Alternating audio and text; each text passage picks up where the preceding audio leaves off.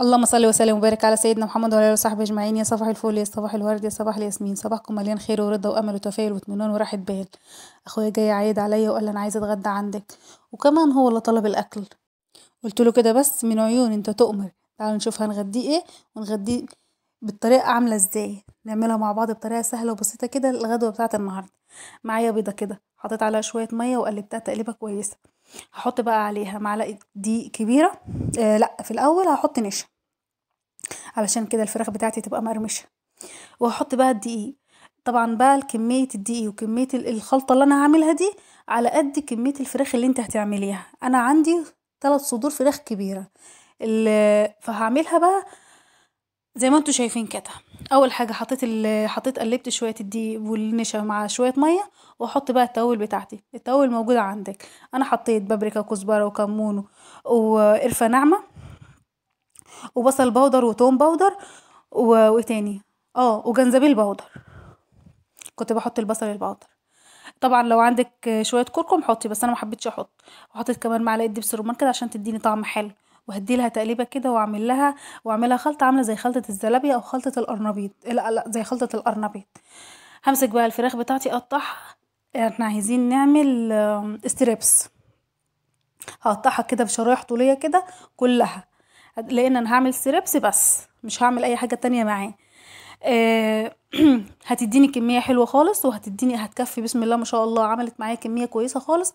وبألف هنا وشفا لكل من كان له نصيب ياكل منها. كانت أكلة جميلة جدا. وأنا ما أقدرش أخويا يطلب مني طلب وما اعملوش. هو قال لي انا عايز اكل رز بسمتي، بس انا ما عنديش رز بسمتي. فقلت لا، اعمل له الرز المصري. واعمله بطريقه كويسه وطريقه جميله. وكمان هيحبها وهكتب عليه كمان رز بسمتي. بهزر ما تصدقوش. بعد ما قطعتها كده حطيتها كلها في التتبيله. واقلبها واسيبها على الاقل خالص. يعني هو كلمني الساعه 11، الساعه 10، الساعه 12 كنت مخلصاها. وحطيتها في التتبيله. قعدت من الساعه 12 لحد الساعه 5 في التتبيله بتاعتها. هجيب بقى دي كانت الساعة 5. هجيب بقى الصينية كده واحط عليها نفس المكونات اللي حطيتها في التتبيلة. هحطها في الصينية دي. بس هكتر بقى الدقيق وهكتر النشا. حطيت دقيق وكمون وكزبرة فلفل اسود وملح وبابريكا. وبصل بودر وتوم بودر. كل التوابل اللي انا حطيتها في التتبيله حطيتها برضو. وهديها تقليبه بقى يعني ايه. هظبطها. كنت عايزه احط شويه جوز الطيب بس للاسف لقيتها مش موجوده. هي موجوده عندي بس مش فاكره انا حطاها فين.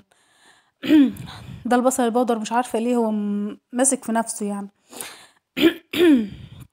هديها بقى تقليبه كلها كده في بعضها. واشيل بقى من الفراخ واحط في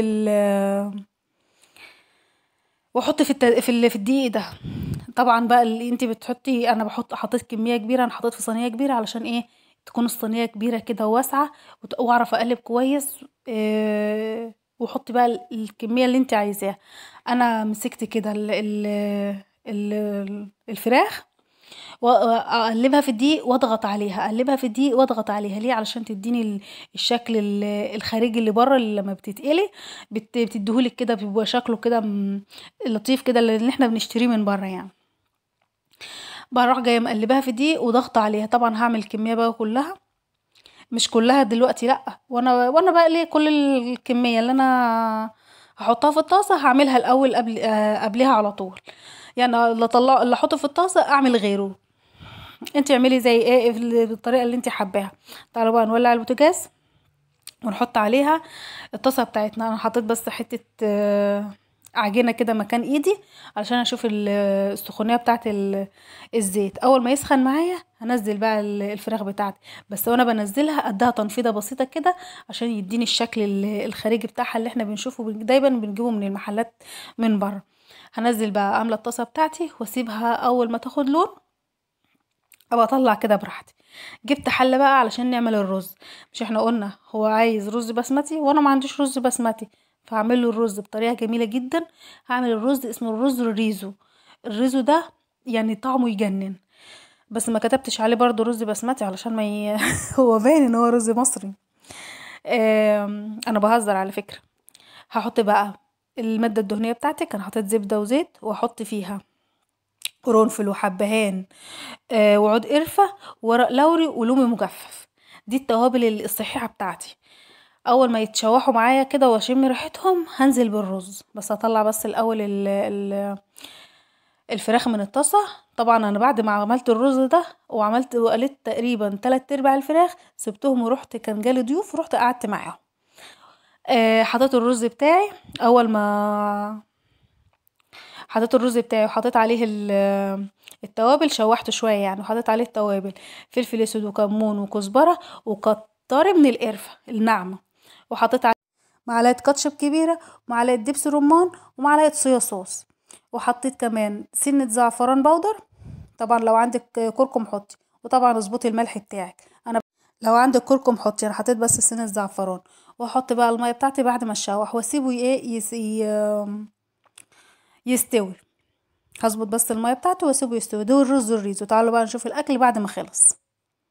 شايفين الفراخ وجمالها، لونها تحفه، والرز كمان طعمه يجنن. وكمان عملت سلطه بابا غنوج، وعملت كمان سلطه جوليان، وكده بألف هنا وشفا. وكمان طلعنا مخلل وبالهنا والشفا.